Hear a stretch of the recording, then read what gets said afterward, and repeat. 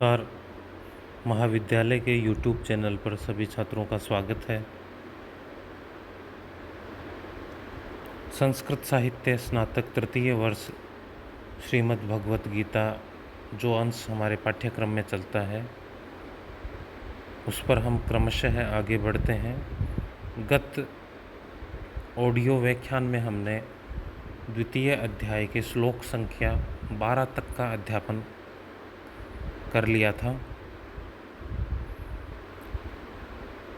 शोक संतप्त अर्जुन है वो श्री कृष्ण को युद्ध करने से मना कर देते हैं और अपने ही सम्मुख अपने ही परिवारजनों को युद्ध क्षेत्र में पाकर वो किंकर्तव्य विमूढ़ हो जाते हैं और कृष्ण को कहते हैं कि ऐसी स्थिति में मुझे क्या करना चाहिए। हे भगवान कृष्ण, मैं आपका शिष्य हूँ, आप मुझे जो उचित हो वो उपदेश दीजिए। उसके उपरांत कृष्ण है वो उपदेश प्रारंभ करते हैं और अर्जुन को कहते हैं कि जिनके प्राण गए जिनके नहीं गए वो विचार करने योग्य बात नहीं है। पंडित लोग किसकी मृत्यु होती किसका जन्म होता है इन विषयों पर विचार नहीं करते हैं। इसलिए जो तुम्हारा धर्म मार्ग है, युद्ध करने का मार्ग है, उस पर तुम्हें आगे बढ़ना चाहिए। आत्म तत्व है वो कभी नष्ट नहीं होता। इसी अंतरंग तत्व का वर्णन करते हुए कृष्ण अब 13वें श्लोक में कहते हैं। 13वां श्लोक है, देहिनो अस्मिन् यथा देहे कौमारम यौवनम जरा तथा देहांतर प्राप्तिर धीरस्तत्र न मुह्यति। देहिन कहते हैं देह वाला, अर्थात जीवात्मा। देह किसका है? जीवात्मा का। अस्मिन इसमें, यथा जिस प्रकार, देहे शरीर में, कौमारम कहते हैं कुमारावस्था को, यौवनम युवावस्था, जरा वृद्धावस्था, तथा उसके बाद देहांतर प्राप्ति दूसरा जन्म धारण कर लेना, दूसरा शरीर धारण कर लेना। धीरे यानी धीर पुरुष, धैर्य वाला व्यक्ति, तत्र वहाँ, न मुह्यति मोहित नहीं होता, विचलित नहीं होता। देखिए अर्थ है, देहिनो अस्मिन यथा देहे, आत्मा जिस प्रकार इस देह में, इस शरीर में, कौमारम यौवनम जरा, कुमारावस्था, युवावस्था और जरा अवस्था को प्राप्त करती है, तथा देहांतर प्राप्ति, उसी प्रकार इस शरीर के नष्ट हो जाने पर देहांतर प्राप्ति दूसरे देह को भी धारण कर लेती है, दूसरे शरीर को धारण कर लेती है। धीरस्तत्र न मुह्यति, धीर व्यक्ति है, धैर्यशाली व्यक्ति है, इस विषय में मोहित नहीं होता, चिंतित नहीं होता, वह विचार नहीं करता, क्योंकि ये तो आत्मा का स्वभाव है। जनन और मरण, दूसरे शरीरों में प्रवेश, यह आत्मा का स्वभाव है। आत्मा स्वयं कभी नहीं मरती, बल्कि वो अपने रूपांतरण में दूसरे देह में प्रवेश कर जाती है। इसलिए विद्वान व्यक्ति को, धैर्यशाली व्यक्ति को, कौन मरता है कौन जीता है, मेरे मारने से ये मर जाएंगे, इस विषय में विचार नहीं करना चाहिए। आगे 14वां श्लोक है, मात्रा स्पर्शास्तु कौन्तेय शीतोषण सुख दुखदा आगमा पाइनो अनित्या तान तितिक्ष्व भारत। हे भारत, हे भरत पुत्र, हे भरतवंशीय अर्जुन, मात्रा स्पर्शः, इंद्रिय और विषयों के संयोग कैसे है? शीतोषण सुख दुखदा, ठंडे और गर्म का भान कराने वाले, सुख और दुख को प्रदान करने वाले हैं। जो इंद्रिय और विषयों के संयोग से उत्पन्न जो भी भोग है उदाहरण के लिए नेत्र हमारी इंद्रिय है, चित्र विषय है, कर्ण इंद्रिय है, संगीत विषय है, त्वचा इंद्रिय है, स्पर्श विषय है। तो इन इंद्रिय और विषयों का जो संयोग है, आँख को कुछ चीज़ दिखाई दी तो वो क्या क्या प्रदान करने वाले हैं, सुख या दुख प्रदान करने वाले हैं।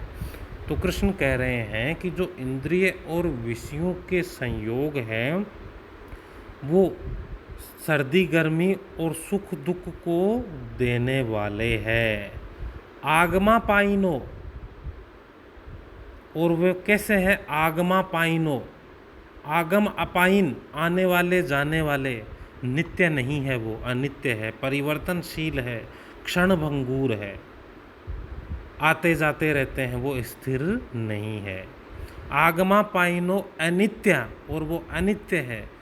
तान तितिक्ष्व भारत, इसलिए हे अर्जुन उनको तू सहन करना सीख, उनको सहन कर। जो इंद्रिय और विषयों के संसार में जितने भी संयोग है, हे कौन्तेय, वो सारे के सारे सुख दुख और ठंडे गर्म का एहसास कराने वाले हैं। वो आगम पाइनो है, आने जाने वाले हैं, अनित्य है। इसलिए उनको हे अर्जुन तू सहन करना प्रारंभ कर, सहन करना सीख उनको।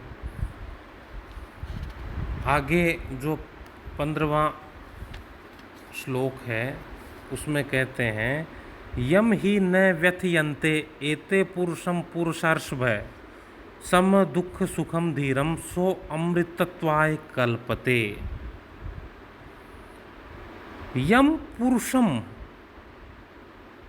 जिस पुरुष को, एते न व्यथयन्ते, ये व्यथित नहीं करते, एते यानी यह सब, यह सब क्या, जो पीछे इंद्रिय और विषयों के संयोग से उत्पन्न भोग बताएं, वो सारे के सारे भोग है जिस पुरुष को व्यथित विचलित नहीं करते।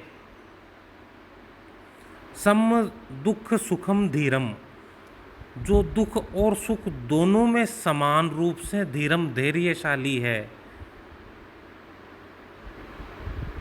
ऐसा पुरुष स अमृतत्वाय कल्पते, वह अमृत तत्व के लिए, मोक्ष के लिए समझा जाता है।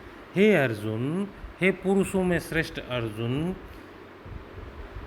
सुख दुख को समान समझने वाले जिस धीर पुरुष को इंद्रिय और विषयों के संयोग वाले भोग विलास विचलित नहीं करते, व्याकुल नहीं करते, व्यथित नहीं करते, वह धैर्यशाली पुरुष अमृत तत्व के लिए अर्थात मोक्ष के लिए कल्पते, योग्य माना जाता है।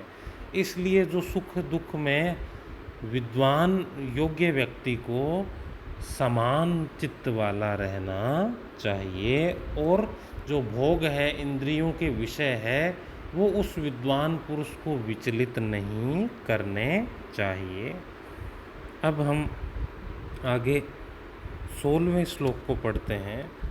नास्तो विद्यतो भावो ना भावो विद्यते सतः उभयोरपि दृष्टो अंतस्त्वनियो तत्वदर्शी भी। नास्तो विद्यतो विद्यते भावो न असतो विद्यते भावो, असत भावे न विद्यते, असत का अस्तित्व नहीं है, जो जिसकी सत्ता ही नहीं है उसका अस्तित्व नहीं है, वो मिथ्या है, वो झूठ है। जो असत्य है उसका अस्तित्व नहीं है। सतः अभावो न विद्यते, और जो सत्य है उसका कहीं भी अभाव नहीं है। अन्यो उभयो अपि अंतः तत्वदर्शी भी दृष्ट है, इन दोनों ही बातों को अंत तत्वदर्शी भी, जो तत्वज्ञानी लोग हैं, आंतरिक रूप से तत्व ज्ञान को जानने वाले हैं, उनके द्वारा दृष्ट है, देखा गया है। कृष्ण कह रहे हैं कि जो असत्य है उसका तो अस्तित्व ही नहीं है, अर्थात जो अनित्य है, जो शाश्वत नहीं है, जो मिथ्या है, वो तो वैसे ही मिथ्या है। उसका अंत होना है, उसका अस्तित्व ही नहीं है। और जो सत है उसका कहीं भी अभाव नहीं है, उसको नष्ट ही नहीं किया जा सकता। तो आत्म तत्व तो सत है, तो उसका अभाव ही, उसको मारने वाला कौन है? वो तो नित्य है, उसका कहीं भी अभाव नहीं है। इन दोनों ही बातों को, कौन सी दो बात? असत तत्व का अस्तित्व नहीं है और सत तत्व का अभाव नहीं है, इन दोनों ही बातों को अंतर्ज्ञानी ऋषियों ने देखा है। इस प्रकार हमने आज के इस ऑडियो वीडियो संक्षिप्त ई व्याख्यान में गीता के द्वितीय अध्याय के श्लोक संख्या 13, 14, 15 और 16 का अध्यापन करवाया। छात्र इनको पाठ्य पुस्तक आदि से एक बार पुनः अच्छे प्रकार से अध्ययन करें और ऑडियो व्याख्यान की सहायता से भी अध्ययन करके सुदृढ़ीकरण करें। धन्यवाद।